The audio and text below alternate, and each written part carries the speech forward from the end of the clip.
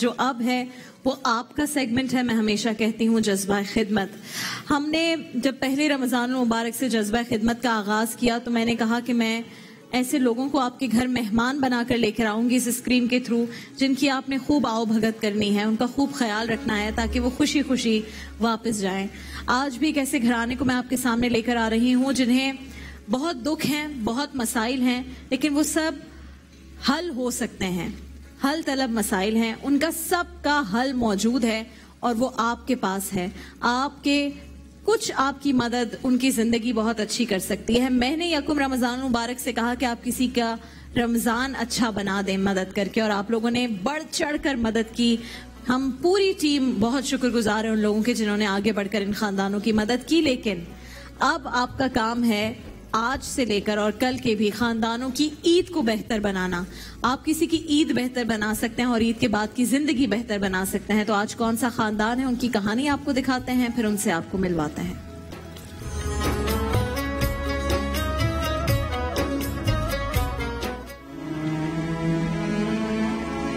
कोरंगी कराची की एक पसमानदा कॉलोनी का रिहायशी अब्दुल कादिर घर का वाहिद कफील है। 61 साल अब्दुल कादिर दोनों पैरों से माजूर है।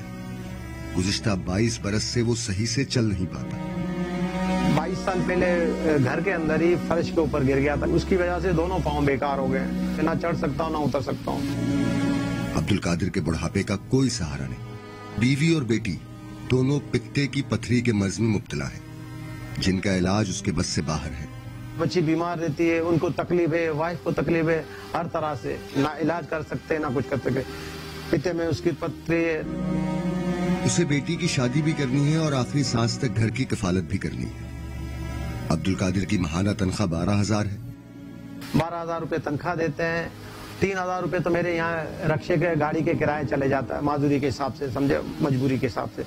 और बाकी बचता है मकान का किराया, 7,000 रुपए मकान का किराया चलेगा। बाकी हमारे पास कुछ भी नहीं बचता है कि हम कुछ घर का कर सके, दवाइयों का कर सके, कुछ भी नहीं हो सकता है। अगर अब्दुल कादिर की बेटी और बीवी का इलाज, अपना घर और घर के पास ही कोई छोटा मोटा कारोबार हो जाए तो उसे इस ज़ईफुल उम्री में धक्के ना खाने पड़े।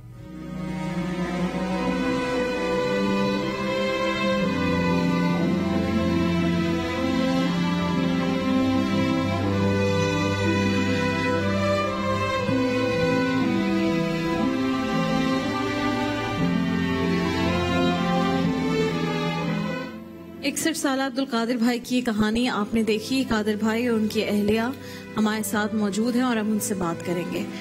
अब्दुल कादिर भाई, सबसे पहले तो मैं चाहती हूँ कि आप ये हौसला रखें और ये उम्मीद रखें कि अगर आप यहाँ तक आए हैं तो इंशाल्लाह कुछ ना कुछ बंदोबस्त आज अच्छा हो जाएगा, जैसे और खानदानों का हुआ है। अब्दुल कादिर भाई, तो मेरा तो आप लोगों से भी ये वादा होता है और नाजरीन से भी ये वादा होता है कि यहाँ जो लोग आएंगे इंशाल्लाह, एक तो वो वाकई जो मुस्तहिक लोग हैं उन्हें हम लेकर आ रहे हैं यहाँ पर, और फिर ये लोग भी मदद करते हैं भरपूर। पहले तो मैं चाहती हूँ कि आप अपनी कहानी बताएं, कब ये आपकी ये जो मामला हुआ माजूरी का, इसका क्या, किस तरह से ये हुआ और अब घर के क्या हालात हैं? ये मेरे को तकरीबन 22 साल हो गए हैं। पाँव में चोट लग गई थी। किस तरह से हुआ? घर के अंदर गिर गया था। अच्छा। फर्श के ऊपर गिर गया था, खिड़की बंद करते वक्त, तो उसमें फ्रैक्चर हो गया था। उन्होंने तवज्जो नहीं, डॉक्टरों ने, उन्होंने बोला आपको कुछ नहीं है, आप बिल्कुल सही हो। 3 महीने के बाद लॉक हो गया, तो उन्होंने जिना भेज दिया। जिना वालों ने 8 महीने तक बोला एक्सरसाइज करो, लेकिन कुछ नहीं हो सका। मजबूरन मुझे छोड़ना पड़ गया। फिर नौकरी की तलाश में परेशान होता रहा, कहीं मिलती है तो कहीं अभी नहीं इस मिलती। तकलीफ के साथ ही आप काम काज सब कुछ कर रहे हैं? जी हाँ। मैंने आपको देखा भी जब आप अंदर आए तो सिर्फ सहारे से आप चल रहे थे, तो काम काज कैसे करते हैं फिर? नहीं, वो कोई रख ही नहीं रहा ना, इसी तरह से बस कहीं कहीं से गुजारा करके अपना अल्लाह पाक चला रहा है। इसी तरह से लोगों से कर्जा लेके किसी से किस तरह से, तनख्वाह में भी गुजारा नहीं हो सकता है। मजबूरी ये है कि पाँव की माजूरी और गुर्दे में भी तकलीफ है, हर तरह से परेशानी है। 1-2 दफा एक्सीडेंट भी हो चुका है, गाड़ियों से गिर चुका हूँ, कुछ नहीं कर सकता हूँ। अब कहीं किसके पास जाऊँ? और इनका भी है पथरी का मामला और बेटी का भी है। यहाँ तो इसकी भी कोई वजह है? कोई आप लोग जहाँ रह रहे हैं वहाँ का पानी साफ नहीं होगा या कुछ होगा? दोनों को अगर एक साथ पथरी हुई है तो हम के बात करते हुए शर्म आती है और मजबूरी है, किसके पास जाएं? कोई सहारा नहीं है, कोई रास्ता नहीं है, कोई वसीला नहीं है, कोई मसाइल नहीं है।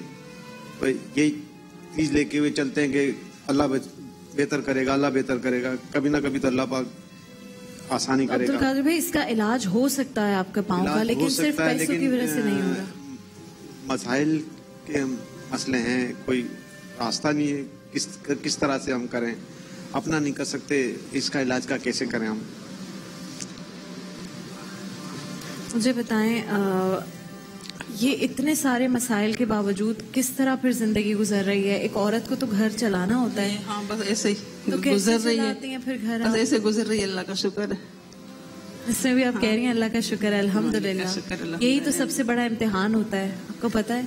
अल्लाह अगर किसी को भी इम्तिहान में डाल रहा है तो उसकी ये सबसे बड़ी वजह होती है, वो देखे कि मेरा बच्चा, अब जो मेरा बंदा है वो बुरे हालात में भी, अब उसके पास कुछ नहीं है तो वो कैसे मेरा शुक्र अदा करता है। और जब अल्लाह बहुत दे दे, क्या करें?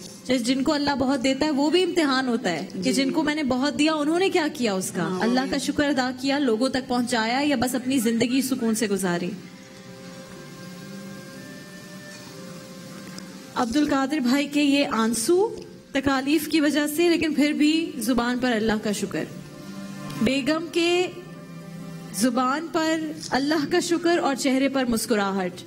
आप इस खानदान को देखिए और मैं तो सिर्फ ये कह सकती हूँ कि हम कितने नाशुक्रे हैं, हम कितने नाशुक्रे हैं कि अल्लाह ने हमें बेतहाशा नेमतें दी, हम फिर भी इस बात का शिकवा करते हैं कि नहीं फलां का घर तो बहुत बड़ा है, ऐसा घर मुझे क्यों नहीं मिला, फलां की गाड़ी बहुत अच्छी है, ब्रांड न्यू गाड़ी है, हमें क्यों नहीं मिली, फलां के ब्रांडेड कपड़े हैं, हमें क्यों नहीं मिले।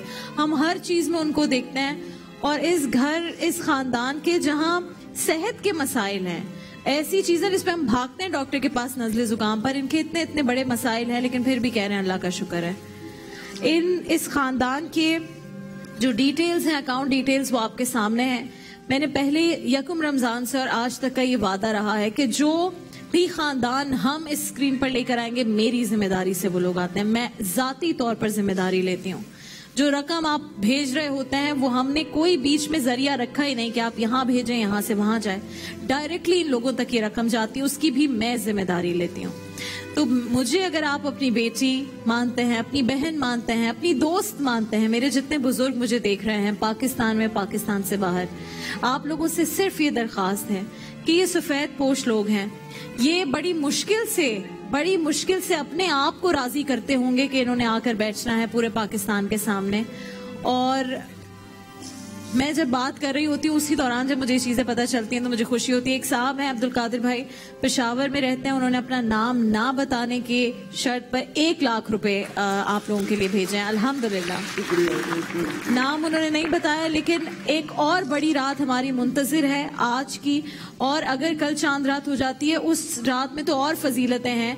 तो ये आप ईदी समझिए, अगर आपने ईदी देनी है किसी को, ईदी समझ के दें। जैसे अल्लामा साहब फरमा रहे थे, आप अपने दिल में बस ये रखें कि आप किसी की मदद कर रहे हैं, आप बताएं भी मत कि किस चीज के पे, आप दे दें उन्हें पैसे, इन्हें जरूरत है इस वक्त, इनके बच्चों को जरूरत है और आपने इनकी मदद करनी है, क्योंकि मैं आपको इनके घर तक लेकर आई हूँ, वैसे ही जिस तरह मैं पिछले 27 रमजान में और खानदानों को लेकर आई हूँ। अब्दुल कादिर भाई, मुझे ये बताएं कि हट्टे कट्टे नौजवान होते हैं जिनको कोई मसला नहीं होता और वो सड़कों पर इस तरह भीख मांग रहे होते हैं, आज हम बात कर रहे थे। आपकी जिंदगी में इतने मसाइल हैं लेकिन आप हिम्मत से काम कर रहे हैं, आप तो एक मिसाल हैं इस तरह के लोगों के लिए।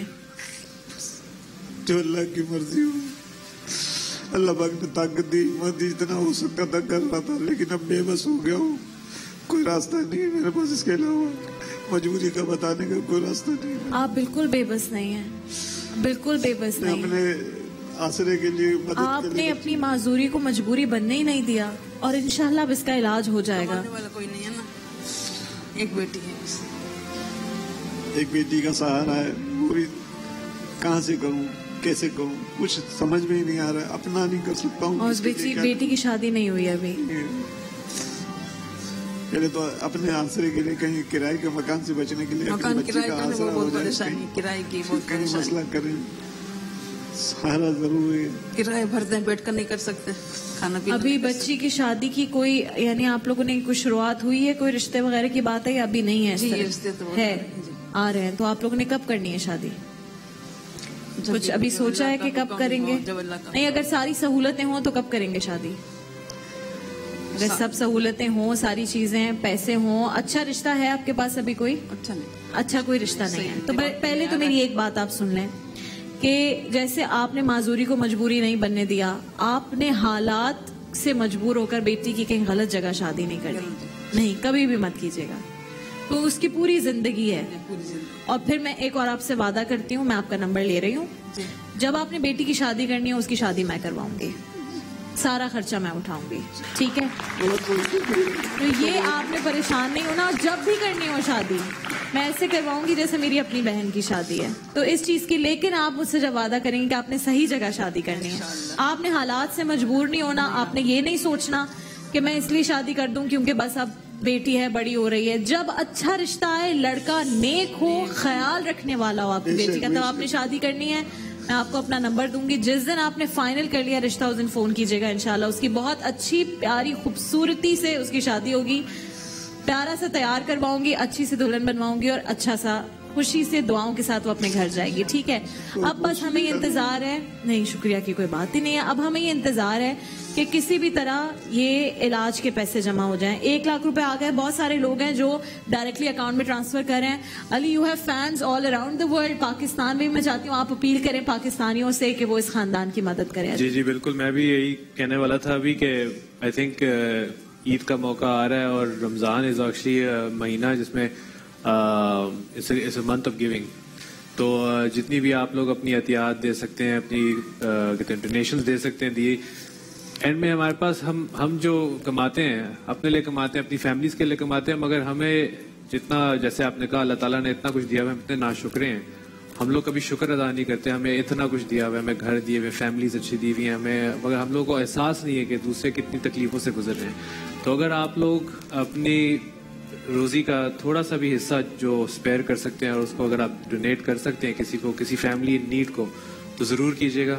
I think it's a noble cause, और मैं भी यही कोशिश करूंगा कि मैं जितने भी अपने दोस्तों को गिफ्ट करके प्लीज गैदर कर सकता हूँ मेरी रहेगी। मगर मेरी आप लोगों से एक रिक्वेस्ट है पूरे पाकिस्तान से कि प्लीज मदद करने में रुकिए, अगर आप सोचे मत, बस कर दिए, आंखें बंद करके अल्लाह पे तवक्कुल करें। At the end of the day ये मत सोचे कि ये सही जगह जा रहे हैं कि नहीं जा रहे, आपकी नीयत साफ है तो सही जगह जा रहे होंगे और आपको उसका अजर हमेशा मिलेगा। बिल्कुल बिल्कुल बिल्कुल। और आप खुद सोचे कि जो मेरी टीम है वो कई दिनों की मेहनत के बाद ऐसे खानदानों तक फिर पहुंचती है और फिर एक पूरी स्क्रूटनाइज्ड होकर, यानी पूरी छानबीन होकर इनके घरों तक हम जाते हैं। जो आप एक रिपोर्ट देखते हैं शुरू में, वो इसी वजह से होती है कि मेरी टीम पहले इनके घर जाती है, सारे हालात देखती है और फिर आप लोगों के सामने लेकर आते हैं, फिर हम ऐसे लोगों को आपकी स्क्रीन पर लेकर आते हैं। अगर हमारे पास 29 या 30 दिन है जिसमें हमने 29-30 खानदानों को लेकर आना है, पाकिस्तान में बहुत मुस्तहिक लोग हैं, लेकिन हम ऐसे लोगों को लेकर आते हैं जिनकी वाकई जिंदगी तब्दील हो सकती है। ऐसा ही है ना? तो इस मदद से जो आप आज करेंगे उनसे वाकई इनकी ईद भी अच्छी गुजरेगी, इनकी ईद के बाद की जिंदगी बहुत अच्छी गुजरेगी। तो अभी तो मैं सबसे ही कहती हूँ, और मैंने अपनी जिंदगी में जो प्रैक्टिस रखती हूँ मैं आपसे हमेशा कहती हूँ, मैंने अपनी जिंदगी बहुत सिंपल प्रैक्टिस रखी है कि फॉर एग्जाम्पल आपके पास, मैं एक सिर्फ मिसाल के तौर पर कह रही हूँ कि आपके पास 10,000 रुपए हैं ईदी के जो आपने रखे हैं कि मैंने ये खर्च करना है, आप उसके 3 हिस्से करें, उसमें से 2 हिस्से आप अपने ऊपर लगाएं, अपनी फैमिली पर लगाएं, 1 हिस्सा आप अपने किसी और के लिए जो मुस्तहिक है उसके लिए दें। ये होगा, आप यकीन करें, इस मुल्क में गुर्बत खत्म हो जाएगी जब हम औरों का सोचना शुरू हो जाएंगे। और पाकिस्तानी तो हैं ही बड़े अच्छे दिल वाले, बहुत बड़े दिल वाले। आप लोगों ने मुझे किसी दिन मायूस नहीं किया और आज भी मेरी आपसे रिक्वेस्ट है, इस ट्रांसमिशन का कोई मकसद ही नहीं था अगर रोजाना यहाँ से कोई एक घर खुश होकर ना जाए, कोई मकसद ना रहता इस ट्रांसमिशन का। आपने इस ट्रांसमिशन के मकसद को जिंदा रखा है और आप ही आज भी ये मकसद पूरा करेंगे इंशाल्लाह। ये घराना हमारे साथ ही है, अब्दुल कादिर भाई, और इस दौरान मेरी दरख्वास्त है फसी भाई आपसे कि खूबसूरत कलाम।